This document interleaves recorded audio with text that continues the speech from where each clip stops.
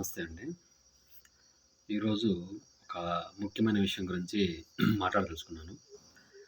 ఇప్పుడు మనము ఎలా ఉన్నా, ఏ విధంగా ఉన్నా, మన చుట్టూ ఉన్న సమాజం మనల్ని ప్రభావితం చేస్తూనే ఉంటది. ఆ ప్రభావితం చేయడంలో ముఖ్యమైన పాయింట్ ఏంటంటే జెలసీ అంటే ఈర్ష్యాభావం. ఆ ఈర్ష్యాభావం అనేది నువ్వు ఎంత పాజిటివ్‌గా ఉన్నా నీ మైండ్ సెట్‌లో నెగెటివ్‌ని ఫార్మేట్ చేస్తది. అదే విధంగా నువ్వెంత నెగెటివ్‌గా ఉన్నా నిన్ను ఇంకా నెగెటివ్‌గా నాశనం చేస్తుంది. అంటే మన జీవన శైలిలో సమాజం యొక్క ప్రభావం అనేది తీవ్ర స్థాయిలో ఉంటది. సో, ఇక్కడ పాయింట్ ఏందంటే మనమందరం సమాజంలో జీవిస్తూ ఉంటాం. కానీ ఆ సమాజం మన మీద ఎంత ప్రభావం చూపించినప్పటికీ మనం ఆ ప్రభావాన్ని మనం ఎంతవరకి మైండ్‌కి తీసుకుంటున్నామనేదే ముఖ్యమైన విషయం. ఇక్కడ ఈ జెలసీ అనేదేంటంటే, సపోజ్ నీ చుట్టుపక్కల మనుషులుంటారు. సో, లైక్ ఎక్కువ మంది నువ్వు ట్రావెల్ చేసేదెవరు? అమ్మ, నాన్న, భార్య, బిడ్డలు, అదే విధంగా సమాజంలో ఫ్రెండ్సు, ఇంకా చుట్టుపక్కల తెలిసిన వాళ్ళు, అదేవిధంగా నువ్వు జాబ్ చేస్తుంటే నీ కొలీగ్స్ వీళ్ళందరూ నీతో పాటు ఉంటారు. వీళ్ళే సమాజం అంటే. వీళ్ళేంటంటే నీతో పాటు ఉంటారు.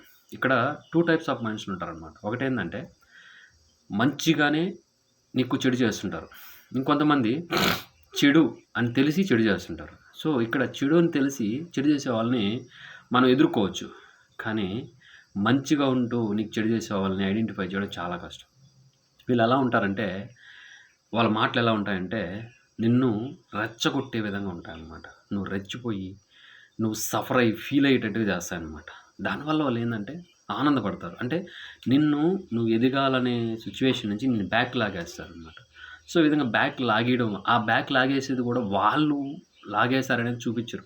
నీకు నువ్వే పడిపోయినట్లు చూపిస్తారు. సో, ఇలాంటి మనుషులు చుట్టూ మనం ఉండేటప్పుడు చాలా జాగ్రత్తగా ఉండాలి. సో, ఈ ఈర్ష్యా భావానికి మనం ఎంత దూరంగా ఉంటే అంత మంచిది. అంటే ఈ మనుషుల నుంచి మనం దూరంగా వెళ్ళలేం. కానీ దాన్ని మైండ్‌కి తీసుకోకూడదు. అంటే ఎప్పుడైనా ఒక వ్యక్తి మనకు ఒక విషయం చెప్పినప్పుడు అది వాళ్ళ ఒపీనియన్ లాగే తీసుకోవాలి గానీ, దాన్ని మన ఒపీనియన్‌లోకి మార్చుకోకూడదు.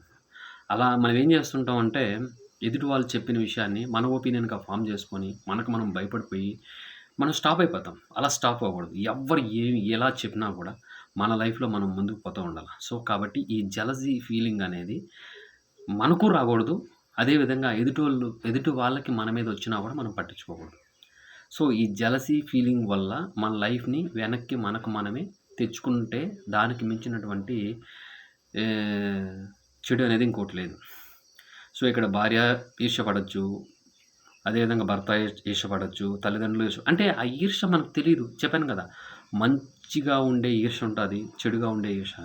ఈర్ష్యాభావం అనేది అంటే ఎదుటి వాళ్ళు మనకన్నా ఎదుగుతుంటే దాన్ని ఓర్వలేక మనకు పాజిటివ్‌గానో, నెగెటివ్‌గానో కొన్ని థాట్స్‌ని మనం మైండ్‌కి పంపించే కొన్ని సిగ్నల్స్ అంటే సిగ్నల్ జనరేటర్స్ వాళ్ళు.